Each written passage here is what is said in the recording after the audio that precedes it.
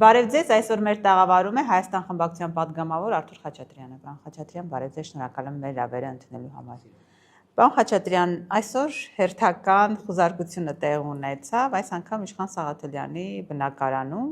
դրան նախորդել էր նաև ԿՀ-ի հայտնի որոշումները, Ռոբերտ Քոչարյանի ձեր պատգամավորի թեկնածուների հետ կապված։ Ընտրությունից հետո Նիկոլ Փաշինյանի այս քայլերը ինչի մասին են վկայում, այսինքն փաստ է, հաղթել է, իշխանություն է ձևավորում, բայց շարունակում է ընդդիմադիրների հանդեպ նման քաղաքականությունը։ Նախ ով ասաց, որ հաղթել է, որովհետև մենք ընտրությունների արդյունքները վիճարկում ենք Սահմանադրական դատարանում, թե նախընտրական փուլը սարսափելի խայտառակ ուրեմն խախտումներով է ուղեկցվել, վարչական ռեսուրսի չարաշահում, պետական ֆինանսների չարաշահում, լրատվամիջոցների կողմից պետական ոչ ղզնիվ ուրեմն լուսաբանում, հետո տեսակ այս բռնությունները, տասնյակ մարդիկ են կալանավորվել, ձերբակալվել եւ այս ամեն ինչի գագաթնակետն իհարկե հաշվարկներ։ Հիմա մեր հաշվարկներով օրինակ կա 27000 քվեաթերթիկ քվեատուփերում 27000 ստորագրություն չկա։ ԿՀ-ն պարզաբանում էր տարածել, տեսած կլինեք։ Որ ինչ։ Անձնակազմը այդքան չի, եթե դա ի նկատի ունենք։ Եվ թող այդ ստորագրությունները դե ցույց տա։ Լավ, այսինքն պարզաբան Facebook-ում չգիտեմ ով է ինչ անում, բայց կա մի հատ պարզաբանումների նախարարություն։ Այս լավ պարզաբանումներ է տալիս, թող Նիկոլ Փաշինյանի նախկին աշխատող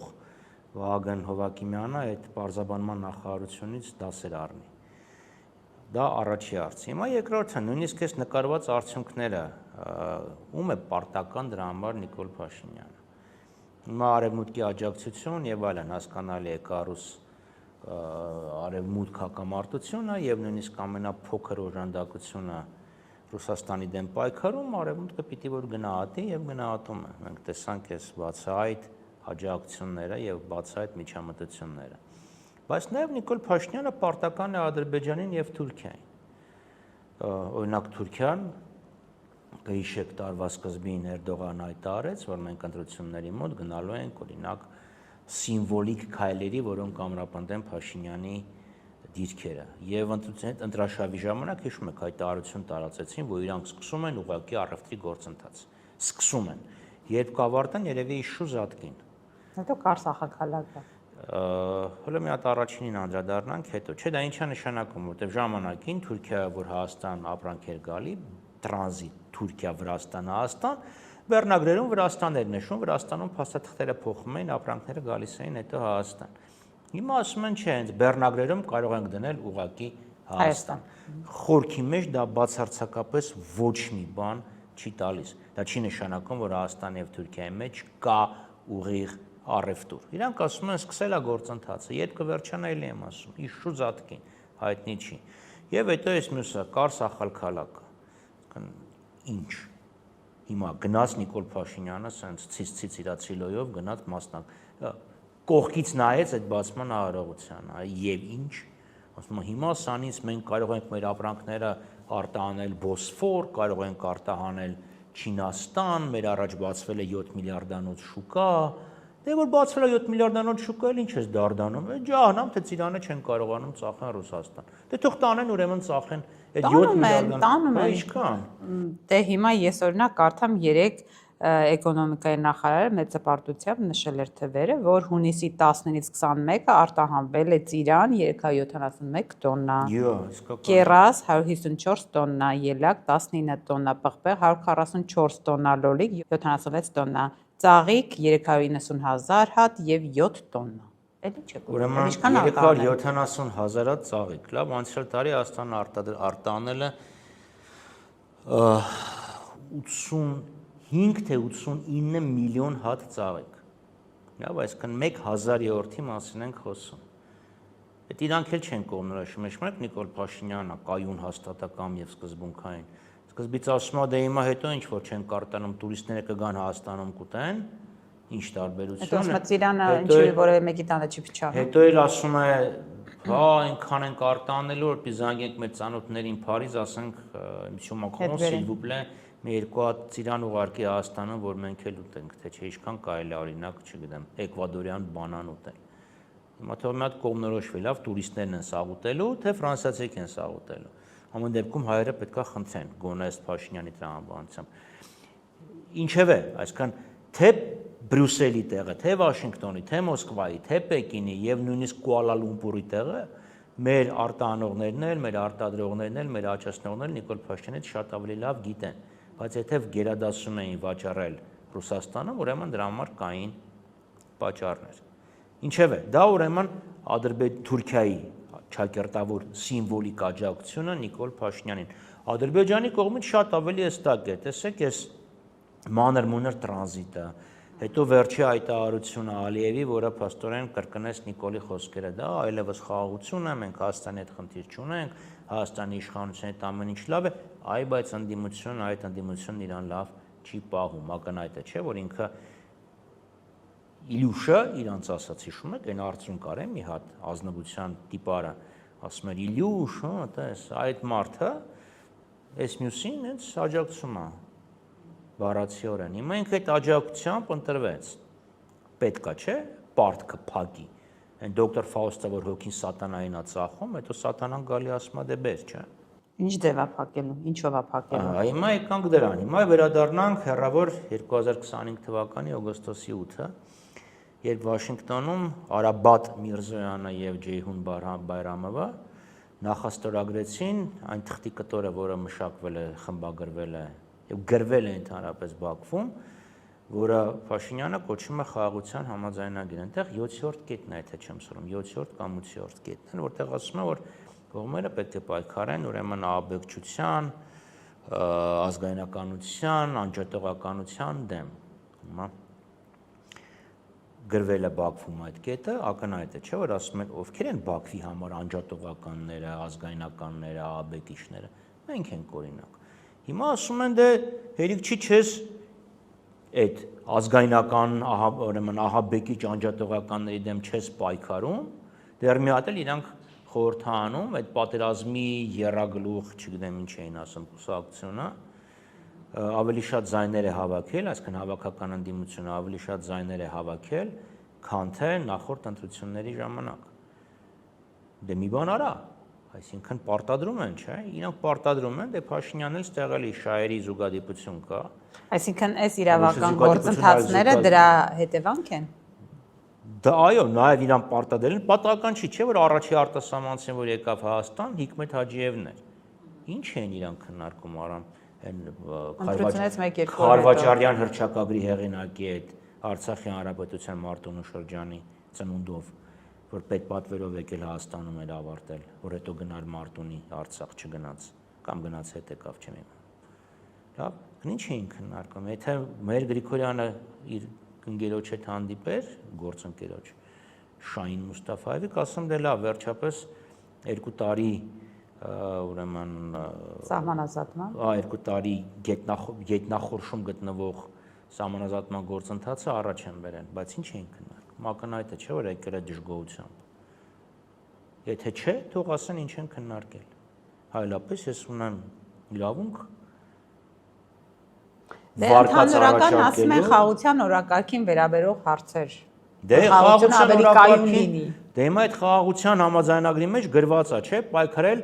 անջատողականության դեմ։ Հիմա իրանք ասում են մենք դաշնակցությունն անջատողական է, Հայաստան դաշինքը անջատողական է, ուժեղ Հայաստանն անջատողական է, Բարգավաճ Հայաստանն անջատողական է, հանրապետականները անջատողական են։ Դե ասլա դե պայքարի դե։ Եվ դրա համար պատահական չէ որ Նիկոլ Փաշինյանը, երբ իմացավ ընտրությունների արդյունքները, որ չեն ստացել սահմանադրական մեծամասնությունը, ինքը որոշեց հարձակվի կրկնակի համառությամբ ընդդիմության վրա։ ՔՊԱ-ականներն ասում էին, վայ, 200 հոգի եվրոպացի անզեն դիտորդ եկավ եւ Հայաստանի սահմաններում տիրեց խաղաղություն։ Նիկոլն ասում է, տեսեք, մենք այս թուղթը նախաստորագրեցինք, Հայաստանում այլևս խաղաղություն է։ Բայց եթե խաղաղություն է, եթե այն դիտորդները այնտեղ դիտում են, ինչա Նիկոլ Փաշինյանը տենց լեննականցու ասած յալվար ընկել, թե հեսա կռիվ սկսել, կամ կռիվ կլինի, եթե ես սահմանադրական մեծամասնություն չունենամ։ Պարոն Խաչատրյան, երբ որ հարցում ենք, ասում ենք ասել էիք սահմանադրական մեծամասնություն չունենանք, պատերազմ կլինի, ասում է դե հիմա էլ աշխատում ենք, ամեն ինչ անում ենք, որ չլինի։ Հա, որպես չլինի, ինքնին մի հատ շատ կարճ բան կարող են անել։ Ուղղակի ճամպրուկները հավաքեն եւ գնան Բաքու։ Այդ դեպքում պատերազմ չի լինի, որտեվ իրանք են պատերազմը բերել, որտեղ իրանք այնտեղ էլ պատերազմ։ Եթե իրանք անկեղծ են իրենց մղումներով, իրանք պետք է ուղղակի գնան Բաքու։ Դուք դրանով իրանց չեք վիրավորում Բաքու գնալով, Փաշինյանը ասում է, որ հրավերի եղավ, ես կգնամ Բաքու։ Ես առաջարկում եմ գնալ եւ մնալ։ Վերադառնալով էլի արտահանման, որի արժև այսօր հայ գյուղացին կանգնած է, հայ տնտեսվարողը եւ բավական մեծ խնդիր է մեզ համար, երկրի տնտեսության համար։ Լավ, եթե կա արտահանում, ինչպես իրենք են նշում իշխանությունը, էկոնոմիկայի նախարարն է թվերը նշում,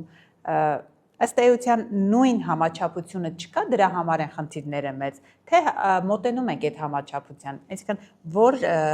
տեղում է ամենամեծ խնդիրը, եթե մի կողմից ասում եմ մենք արտահանում ենք, նույնիսկ Տնեբեկը Սինգապուր է հասնում։ Տեսել եմ Դավիթի աճացած Տնեբեկը Սինգապուրում, լավ են անում, բայց իրանք թվերը գնում է բարձ մեքենա, ոչ թե խաբեություն էլ չասեմ, ուղղակի մարդկանց անտեղյակության վրա են խաղում։ Տեսեք 25 բեռնատար ծիրան պիտի գնար Ֆրանսիա, եթե չեմ սխալվում։ Քանի հազար ծաղիկ գնացել է Վրաստան։ Ինչ որ մի բան պետքա վաճառեին Լատվիայում կամ Լիտվայում, չեմ հիշում, Մերձբալթյան հանրապետություններից մեկում։ Հիմա Հայաստանից տարեկան քանի բեռնատար մեքենա է գնացել, քանի բեռնատար ծիրան է արտահանվել, լավ, հազարավոր։ Հիմա դիցուկ 1000, լավ, 1925 որ, բան 975-ը ինչ պետք է անի։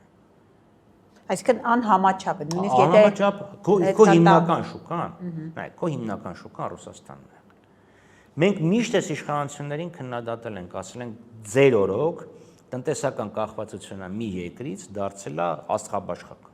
Երբեք Հայաստանը տնտեսապես մի երկրից այսքան կախված չի եղել։ Դուք պետքա դիվերսիֆիկացնեիք։ Իրանց ասում են, իրանք sense մտնում են, ընտեղից դուրս էր գալի, sense մտնում էր, դուրս էր գալի, որովհետև իրանք այսպես ձեռները ցալած թվեր էին նկարում։ Իրանց իշխանությանը մոտ ձեռնարկա բիզնեսմեններից մեկը կամ երկուսը ոսկին բերում էր Հայաստան, Հայաստանից տանում էր Միացյալ Արաբական Էմիրատներ, տնտեսության վրա նկարում էին, մտել դուրս է եկել, փաստացի ուրիշ բան, որ տնտեսական ազդեցություն չի ունեցել բնակչության վրա, ուրիշ բան խնդիր է, որ աշխատատեղեր չի ստեղծել եւ այլն, բայց թվերով ցույց են տալի, թե աճ կամ բջջային հեռախոսները բերում էին Հայաստան, Հայաստանից ստանում են Ռուսաստան։ Այսինքն ձեռները ցալած իրանք ստանում են 7% տնտեսական աճ։ Շարժվելու կարիք չունեին կամ իրանք չէին հասկանում, որ պետք է շարժվեն, հիմա իրանք այդ փորած թակարդի մեջ են ընկել։ Կամ պիտի արտահանեն, չեն կարողանում, քո հիմնական շուկան այսօր փակ է։ Հիմա եվրոպացիները խոսում են, ասում են պետք է օգնենք, պետք է օգնենք։ աջակցենք 50 միլիոնի մասին։ Շատ է, հիմա այդ 50 միլիոնը ինչ են անել։ Լավ, պատկերացրեք 50 միլիոնը եկել է Հայաստան։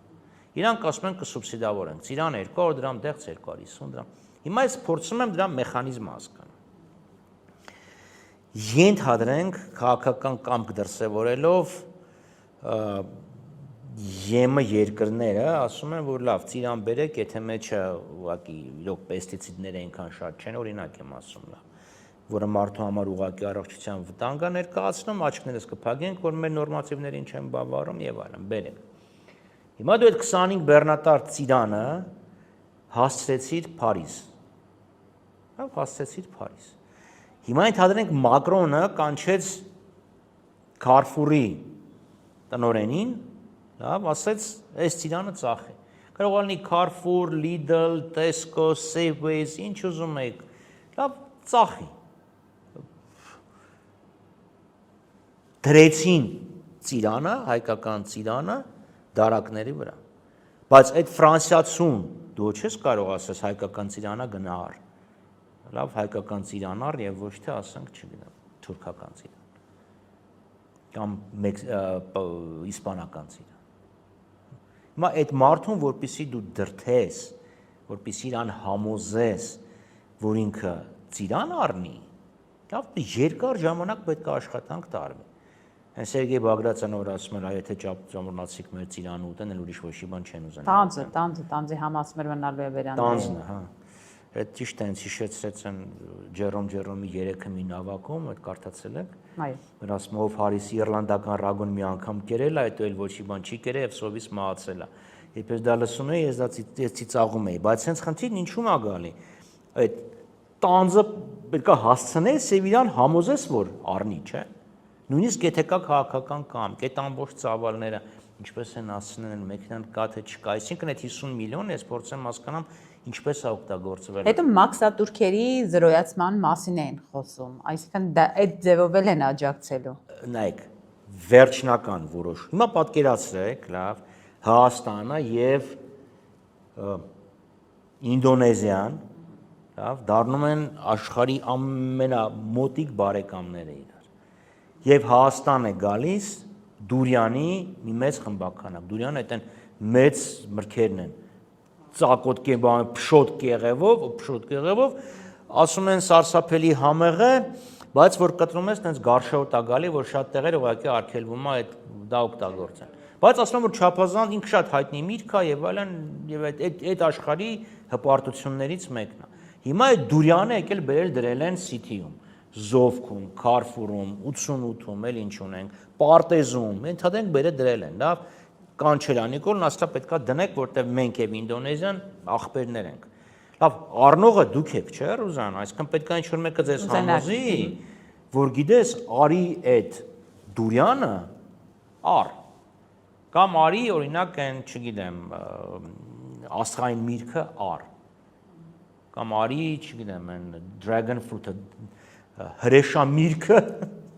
հրեշամիրգը առ։ Այսինքն դու պետք է երկար ձեր այդ աշխատենք։ Այսինքն քո երկրի ապրանքի ճանաչելույթը, այո, շուկա մտնելը նաև անծանոթ ապրանքով։ Լավ, ինչքան էլ ասես ծիրանը դա Պրունուս արմենիական է, այլ անծանոթ է, անծանոթ շուկա, մտնելը դա երկար, շատ երկար աշխատանք է պահանջում։ Եվ մենք ինչ ենք ասում, դա դու պետք է անեիր շատ ավելի շուտ։ Դեռ այն ժամանակ իրանք սկսեցին նկարել այդ թվերը 10%, 12%, 8% եւ այլն տնտեսական։ Այդ դեպքում նոր դու կարողանաս աշխատես։ Հիմա մերոնք ինչի չէին կարողանում մտնել եվրոպական շուկա, որտեղ եմ ասում, հայերը աճացնողներն էլ, արտանողներն էլ Փարիզի տեղը Նիկոլից շուտ են իմացել։ Որովհետև այնտեղ խնդիրներ կան, այնտեղ ստանդարտներ կան, այնտեղ պահանջներ կան, այնտեղ շահունակականության խնդիրը կա։ Մոսկվան չի, որ իրան գիտեն, որ հայկական ծիրանը հունիսի կեսերից մինչև հուլիսի վերջ եթե բախտը բերի։ Իրանք մարդը ուզում է լինի դա հունիս, լինի դա, չգիտեմ, սեպտեմբեր, լինի դա մարտ, ինքը գնա եւ այդ ծիրանն առ։ Լավ, այս Մեկը սովետի թվին մի հատ անեկդոտ կար, որ մեկը գնում է Փարիզ, ելակ է տեսնում, ասում է, մարտ ամսին։ Ասում ես, ելակը, ձեր առաջ ելակը երբ է գալիս, ասում առավոտ ժամը 6-ին, որտեվ երբ մենք սովետի, դուք չգիտեմ, բայց ես սովետի ժամանակ գիտեի, որ մարտ ամսին ելակ չի լինի։ Հիմա պետք է ապահովեն այդ ամեն ինչ, այսինքն շատ բարդ աշխատանք է, որը պետք է անեին 3, որ վաղը չեմիս օրը ինչ որ մի հատ պատուհան բացվեր։ Հիմա ունենք իրավիճակ, պարոն Խաչատրյան, երբ որ մի կողմից այդ սահմանափակումները ավելանում են, մյուս կողմից ձեր նշած խնդիրներից ելնելով հաստատ Հայաստանում ապրանքը կմնա, կփչանա, ու ինչ է լինելու, այսինքն մենք կշարունակենք խոսել հապկից դուրս գալու մասին, ԵԱՏՄ-ից չեն կողմնորոշել, մնում ենք, դուրս են գալիս, ինչ է լինելու, որովհետև այս տնտեսական հարցը քաղաքական որոշումների հետևանք պետք է լինել, ինչ կարող է լինել։ Նայեք, միշտ ասել են, որ Ռոսսելխոզնադզոր, Ռոսալկոգոլնադզոր, Ռոսպատրեբնադզոր, դրանք արտաքին քաղաքական գործիքներ են։ Հասկանում մեկ էլ հանկարծ պատահաբար հայտնաբերվեց խնդիրներ, որ այն ուրեմն դարչնագույն հեղուկը այդքան էլ կոնյակ չի, բայց երեք կոնյակ էր։ Այսօր պարզվեց, որ կոնյակ չի, այսինքն ինչի հանկարծ այսօր։ Ինչքան էլ ուզում են ասեն, դա չէ, տեխնիկական խնդիր է եւ այլն, ակնհայտ է, չէ։ Ակնհայտ է այս ամեն ինչ։ Երկարաժամկետ կտրվածքով կարող է ինչ-որ դուք գնաս ուրիշ մի շուկաներում կարողանաս վաճառես եւ այլն, բայց խնդրեմը նրան որ ծիրանը փչանում է այսօր, իսկ քննարկում են, լավ, այսինքն այսօր փչանում է, իսկ իրանք այսօր դեռ քննարկում են եւ հայտնի չի ինչ լուսման կգան։ Համենայն դեպս կարծում եմ ծիրանի սեզոնի ավարտին դեռ որևէ բան չի լինի։ Արդեն լոլիկն էլ է փչանում։ Այստեղ շատ ավելի ուրիշ խնդիրներ կան, եթե կոնյակի վրա սահմանափակում դնեն օրինակ կամ գինու վրա, այդ դեպքում ընկերությունները խաղողել չեն մթել։ Հավ, այսինքն այստեղ շատ ավելի շահթայական խնդիրներ են առաջանում։ Սա իրանց վարած քաղաքականության հետևանքն է, ես ուղղակի չգիտեմ, իրանք բռնել են, հաշվարկել են, գիտակցել են ինչ տեղի կունենա, բայց ակնհայտ է, որ մենք խնդրեմ ունենք, այսինքն ել եմ ասում, բարի կամք վրացիները կարող է դրսևորեն եւ վարդ ներմուծեն, չգիտեմ, լատվիացիները կարող է ասել են մի հատ փորձենք իշխանի մանրաձկով շպրոտ սարքենք, որտեղ շպրոտը ձկան տեսակ չէ, էլի շպրոտը պացուացման տեխնոլոգիա է, բայց դու քո մեծ շուկան թողած ինչ որ փոքր փրփուրներից ես կախվում։ Այսինքն եթե երբ իրանք մայիսին Հայաստան են բերում Զելենսկուն, ով գնում է դեսպանատան ռուսական առաջ, սկսում է սպառնալիքներ տեղալ, իրանք օրինակ հաշվարկել էին դրա հետևանքը ինչա լինելու։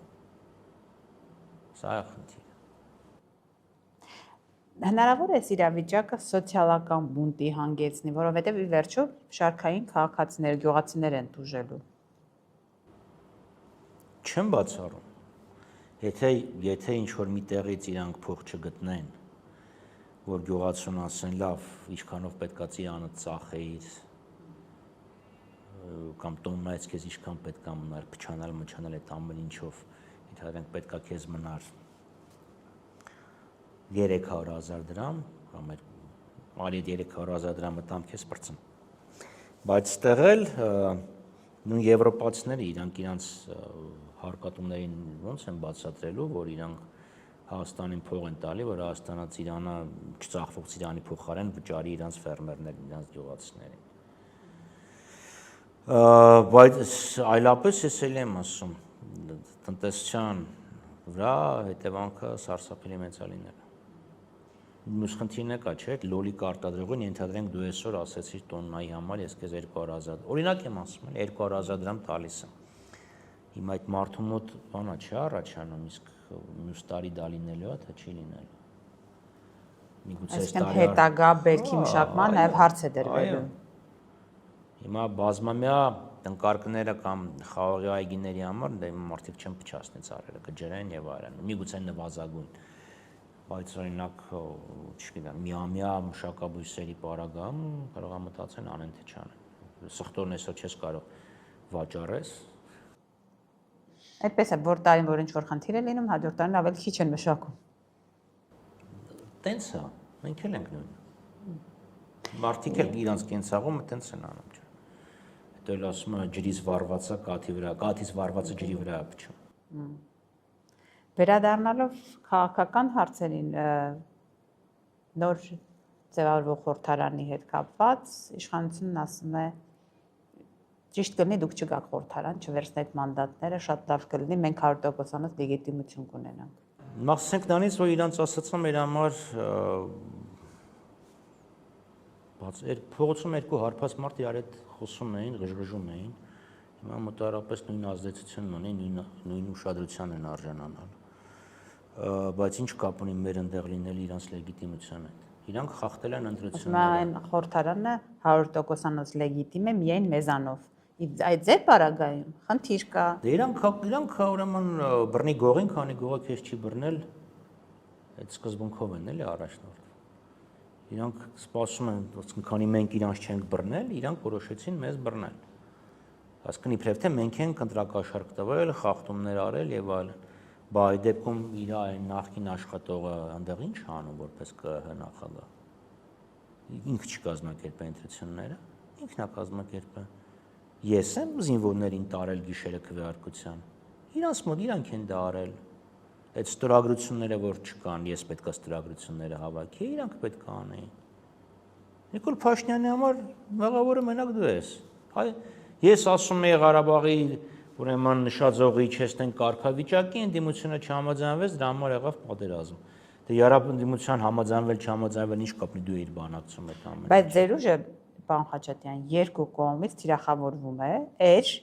նախընտրական եւ հիմար։ Գիտեք ինչ եմ ասում, որովհետեւ հիմա էլ ասում են նախկին 5 տարիների ընթացքում չհաջողեցիք իշխանապողություն, գալիս եք եւս 5 տարի ինչ անեք։ 1800-ականների վերջերին մի հատ երգ կար, ասում էր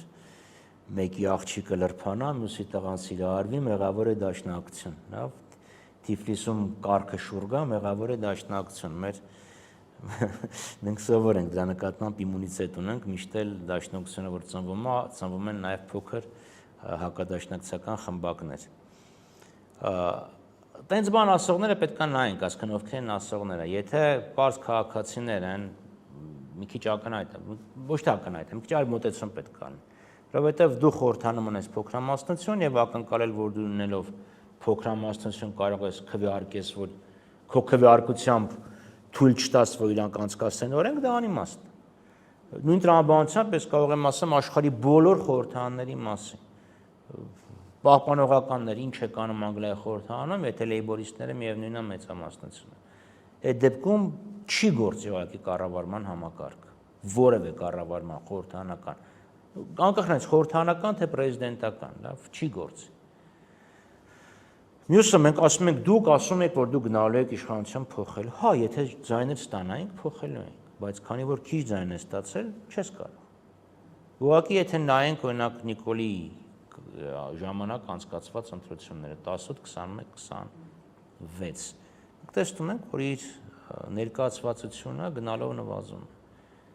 Դա արդյոք նաև կամ մեծամասամբ մեր քաղաքական ուժի շնորհքը չի, որովհետև մենք թե խորհրդանում էինք ամենամեծ ակտիվը մարտնչողը եւ հաստատակամը, թե փողոցում, չէ՞։ Այդ բողոքողները ինչ էին անում։ Գիտեք, մարդիկ կան, որոնք օրինակ ընտրությունների նախաշեմին վեր էին կացում, մենք ընդդիմադիր ենք, բադուկ, ասում եք լավ էս, ուր էիր անցյալ տարի, նախանցյալ տարի, այն տարի, այս տարի, այն տարի ուր էիր։ Տեսեք, բայց ամեն դեպքում ակնկալիքները հատկապես ձեր ուժից բավական շատ էր, որ դու գնալու եք ամեն ինչ անեք, հասնեք իշխանափոխության, եւ այդ ակնկալիքները չարդարացան, հիմա ասում են, «Էլ հիմա ինչ եք վերցնում, ինչ եք գնում խորհրդարան»։ Այս գնում եմ, դա քաղաքական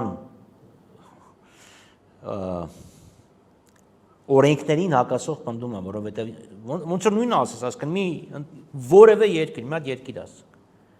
Որևէ երկիր ասես։ Ֆրանսիայում օրինակ Ֆրանսիայում ընդհանրենք սոցիալիստները պարտվել են ընտրություններում, անցյալ ընտրություններում, որ ասած են անգամ պարտվեցիր, բայց հիմա ինչ ես գնում։ Որ երկիրն ուզում եք ասել։ Չէ, դրա համար ասում են մի վերցրեք մանդատը, քաղաքական ճգնաժամ կառաջանա, քաղաքական ճգնաժամի դրսևորումը ո՞րն է, ինչ նշանակում քաղաքական ճգնաժամ։ Եկեք փորձենք բոլոր ընդդիմադիրները չգնան, իշխանությունը մնա ինքն իրենով։ Երբ ինքն իրենով իրան զայները իրենց օրենքները կընդունեն 3-5 Դե ասում են, չէ, դրսի աչքում կերևա, որ այդ խորհրդարանը այն չի։ Վայ կորոնան։ Եվ հիմա Վրաստանը, որ ընդդիմությունը խորհրդանում չի, դրսի աչքին ինչ է երևում։ Հենա Կոբախիձեն եկել էր Երևան, գնացել էր եվրոպական առաջնորդների հետ կանգնել, նկարվել։ Դրսի աչքը ինչ պիտի ասի։ Դրսի աչքը ասող լիներ, թող այս խայտարակությունները մատնանշեր։ Ճիշտ է, իրանք իրականում եթե դուք նայեք օրինակ ԵԱՀԿ ժմիգի նախնական եւ անմիջապես ընտրությունների հաջորդ գնահատականները կտեսնեք, որ իրանք բավականին հստակ իշխանությանը մեղադրել են խախտումների մեջ։ Բայց այդ դրսի աչքը տեսնում այն ինչ որ իրան ուզում ինքը ուզում է տեսնի։ Լավ, հիմա պատկերացրեք Թուրքիայում պետական հեղաշրջման եւ արյունալի հեղափոխության արդյունքում իշխանություն է գալիս մի ուժ, որն ասում է Վանը հայկական տարածքները սա պետքա լինի Հայաստանի մասը, Վանը պետքա լինի Հայաստան։ Կամ լավ գոնե նախքին ուրեմն ցարական Ռուսաստանի սահմանով պետքա անցնի։ Դուք դասես, դուք կուզես որ տենց իշխանություն լինի Թուրքիայում։ Կուզեք, չէ՞։ Ու հեչ ձեր վեճը չի, չէ՞ որ այնտեղ արյամբ, խախտումներով, սպանություններով, թալանով եկած ուժ է եղել։ Քեզ ինչ քո քաղաքական նպատակը բավարարում։ Այդ մոտեցումն է։ Հայտնի է, չէ՞, Ռուզվելտի խոսքը Սամոսայի վերաբերյալ։ Շանտղա, բայց մեր շանտղա։ Հիմա արտաքին աշխարհի վրա հույս դնել են։ Եվ անկախ նրանից, որ մենք միշտ հանդիպում ենք, խոսում ենք, ներկայացնում ենք, բայց կա ազգային շահեր։ Բայց ամեն դեպքում ֆիքսենք այս բանը, որ դեռս որոշում չունեք գնալ։ Չէ, այս բանը որոշում է ունենանք, ինչի ենք համադրական դատարան դիմում։ Չէ, գնալ չգնալու հետ կապված մանդատ վերցնելու։ Այո, այս բանը դեռ որոշում չէ։ Չնայած ակնկալիք չունեք նաև համադրական դատարանից։ Թե դեռ ունեք։ Ես կուզեի այդքան ռոմանտիկ լինեի, իհարկե ամբողջ ծավալի ակնկալիքները շատ մեծ չեն, բայց որոշակի փոփոխության այո հույս ունեմ։ ԲՀԿ-ի մասնավորապես Որտեղ ակնհայտ հաշվարկի մեխանիզմը խախտումը Այք հարցը ԲՀԿ-ին ինչի վերաբերում։ Հարցը վերաբերում է Նիկոլ Փաշինյանի 3-5-րդ ունենալը, այո, որը ուղղակի եկել է ԲՀԿ-ի վրա։ Իրա փոխարեն կարող է լինել ցանկացած ուր։ Այսինքն մարդիկ ուղղակի հաշվել են, տեսել են, որ չէ, այս օրինաչափությունը, որ շարունակվի, սրանք կանցնեն։ Իրանք որ անցնեն, արդեն այդ 3-5-րդի խնդիրը հաղթահարում է։ մի բազմաթիվ հարցեր են Օրինակ, տեսեք, եթե ԲՀԿ-ն չանցնի, մենք ունենալու ենք 12 падգամավոր։ Եթե անցնի, մենք ունենալու ենք 11։ Բայց մենք ասում ենք ավելի լավ է 11 ունենանք, բայց ԲՀԿ-ն անցնի, որ Նիկոլը չունենա 3-5-րդ։ Շնորհակալ եմ։ Սիրով։